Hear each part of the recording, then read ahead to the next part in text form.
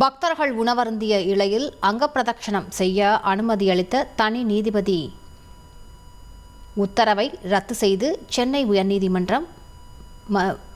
உயர்நீதிமன்ற மதுரை அமர்வு உத்தரவை பிறப்பித்திருக்கிறது. விவரங்களை செய்தியாளர் சுரேஷ் வழங்க கேட்கலாம். சுரேஷ், வணக்கம். இந்த வழக்கின் முழு பின்னணி என்ன சுரேஷ்? வணக்கம். கரூர் மாவட்டம் நெரூர் கிராமத்தில் உள்ள சத்குரு சதாசிவம் பிரம்மேந்திராள் ஜீவ சமாதி கோவில் ஆண்டுதோறும் ஆராதனை விழா நடத்தப்பட்டு வந்தது. இந்த ஆராதனை விழாவில் பக்தர்கள் உணவருந்திய இலையில் என்னங்க இனி வீட்டு வேலையில கொஞ்சம் அதிக ஒத்தாசையா இருக்கணும். ஏன் வேலை கிடைச்சிட்டா? வேலையா? நான் பாஸ் ஆகணும்னு நினைக்கிறேன். எப்படி? பாஸ் வாலா. Be the boss. நேர்த்திக்கடனாக பக்தர்கள் அங்க பிரதர்சனம் செய்யக்கூடிய நடைமுறை பின்பற்றப்பட்டு வந்தது.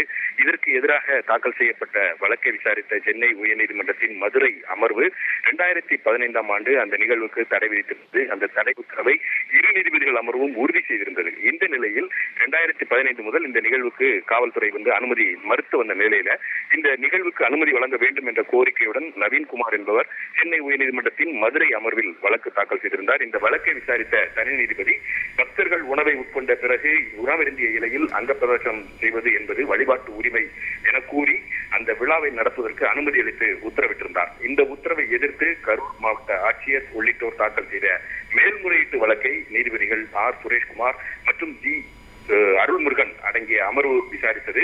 இந்த அமர்வு இன்றைக்கு இந்த வழக்கில் தீர்ப்பு வழங்கியிருக்கிறது. அதாவது தனி நீதிபதி பிறப்பித்த உத்தரவை நீதிபதிகள் ரத்து செய்து உத்தரவிட்டிருக்கிறார்கள். மேலும் இதே விவகாரம் தொடர்பாக உச்சநீதிமன்றத்தில் வழக்கு ஒன்று நிலுவையில் இருக்கிற காரணத்தினால் அந்த வழக்கில் தீர்ப்பு வரும் வரைக்கும் இந்த இலையில் அங்க பிரதர்சனம் செய்யக்கூடிய நிகழ்வுக்கு அனுமதி வழங்கக்கூடாது என்ற ஒரு உத்தரவை நீதிபதிகள் பிறப்பித்திருக்கிறார்கள். தனி நீதிபதியுடைய உத்தரவு என்பது சாசனத்துக்கு எதிராக இருக்கிறது. ஏற்கனவே இரு நீதிபதிகள் அமர்வு உறுதி செய்த ஒரு உத்தரவை மீறும் வகையில் தனி நீதிபதி உத்தரவு அதற்கு மாற்றாக இருக்கிறதாக நீதிபதிகள் தங்கள் உத்தரவில் சுட்டிக்காட்டியிருக்கிறார்கள்.